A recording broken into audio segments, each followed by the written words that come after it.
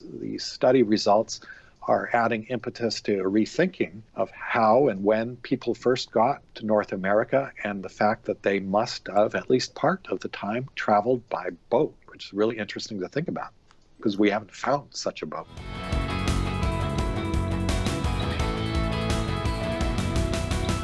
Hi, I'm Scott Leadingham. Thanks for joining us here in the unique Northwest. Today I'm joined by Correspondent Tom Banse in Olympia. Thanks for joining us today, Tom. Happy to be here. Tom's been covering several things of late that we want to talk about. First, the Amtrak derailment in 2017, nearly 2 years ago, over I-5 south of Tacoma. It killed 3 people. There's been some updates recently in the investigation and more specifically the legal phase of that. Tom, tell us more about what's going on now. Sure. The National Transportation Safety Board wrapped up its year-and-a-half-long investigation of that 2017 derailment in late spring, and that cleared the way for the legal reckoning to begin.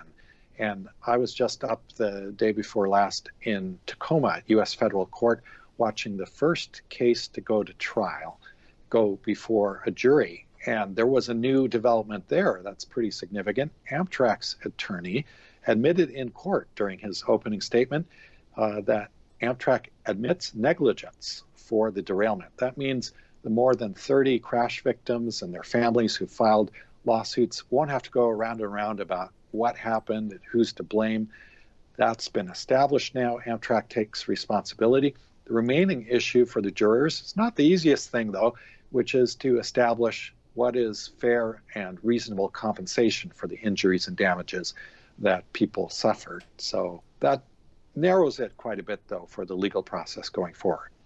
Well, this certainly wasn't the first Amtrak derailment in the country, nor in the region. So it brings to mind a lot of people's concerns about passenger rail safety.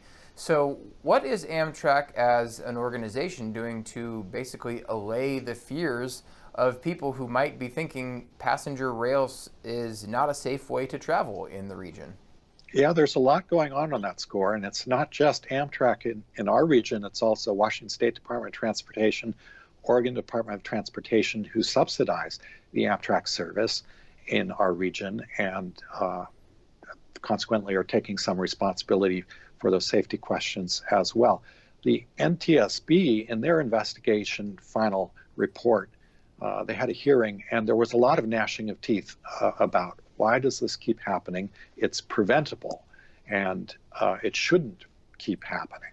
And the short answer there is NTSB wanted to see positive train control, which is a technology where trains would automatically be slowed if the locomotive engineer was going too fast or if someone missed a signal.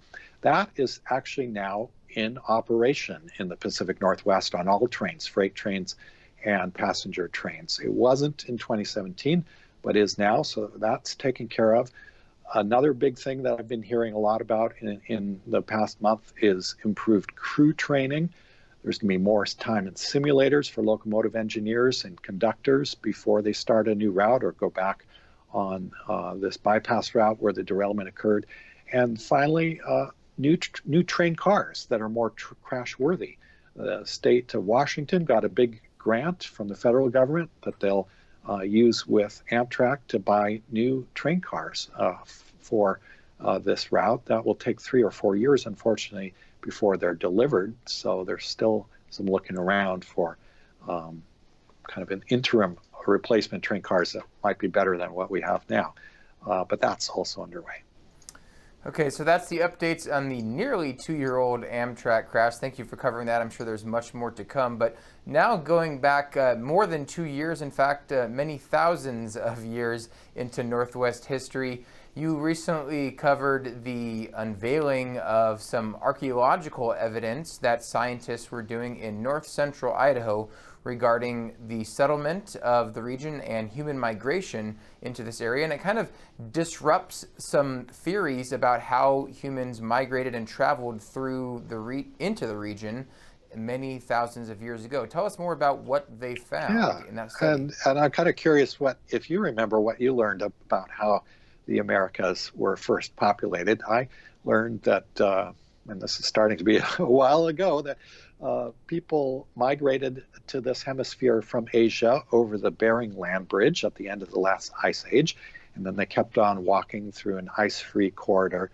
through present-day Alberta down to where we live now, and for example, to this archaeological site in Idaho, and then much further down all the way to South America.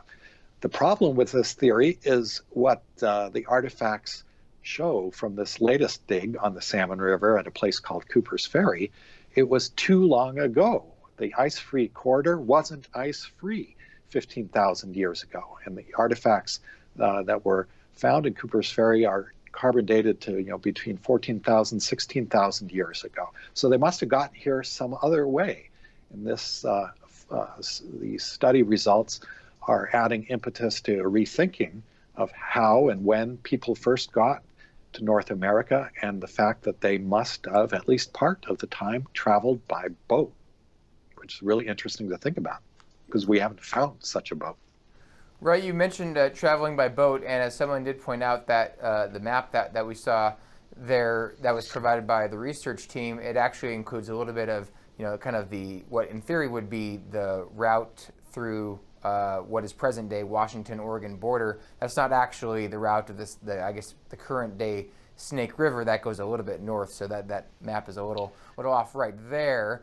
But that being said, all the same, yeah, they hopscotched, walked, and maybe used little boats. So there's a lot of more work to do here. It's fascinating. These dates are starting to be corroborated by other archaeological sites around basically the Americas, including Paisley Caves, which is another really interesting archaeological site in southern Oregon, where there was some ancient DNA work done on basically human poop that was desiccated and found in the cave, and dates again to this time period from when there was ice blocking the assumed migration path to the north. So how did they get here? The trouble here in looking further into this, if they came down the coast, is that the coastline in those ancient times was further out.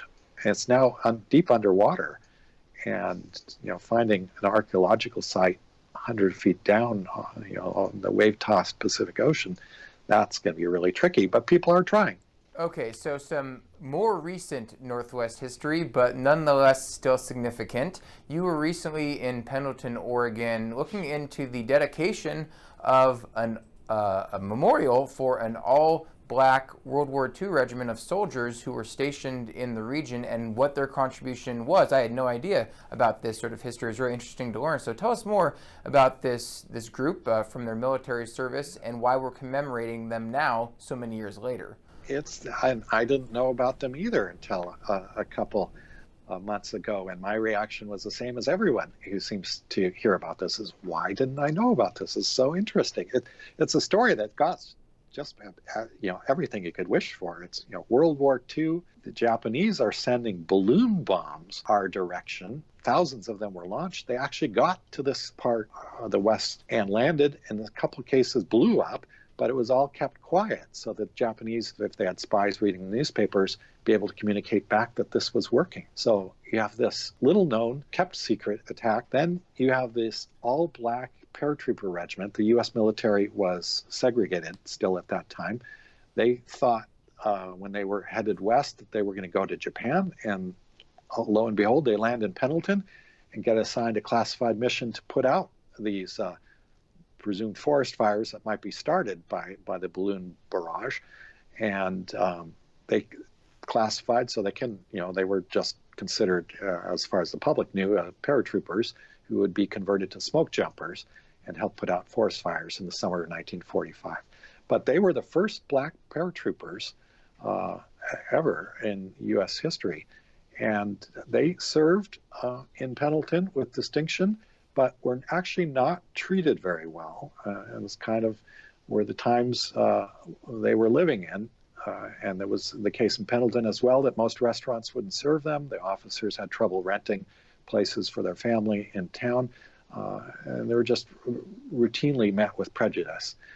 most folks who hear about it in the Northwest never knew about the Triple Nickels, as they're called, the 555th Paratrooper Brigade. And as I understand it, though, none of the original members of that military regiment were able to make it, even though there are a few surviving members. Is that correct? Yeah, it's too bad, but it's the similar story that you've probably seen in a lot of the 75th anniversary of end of World War II commemorations and of D-Day and so forth, that the greatest generation, as they're called, are getting really old. So there are about 4 members of what was a 300 soldier battalion that are known to be still alive, and they're all in their mid to late 90s and not in the greatest of health, certainly not able to travel across the country to stand out in the hot sun for dedication, as much as nice as it would have been to welcome them back.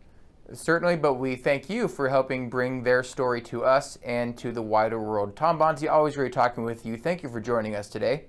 Thank you. You can read more of these and other stories that Tom reports on for us at nwpb.org. Thank you for joining us here in the unique Northwest.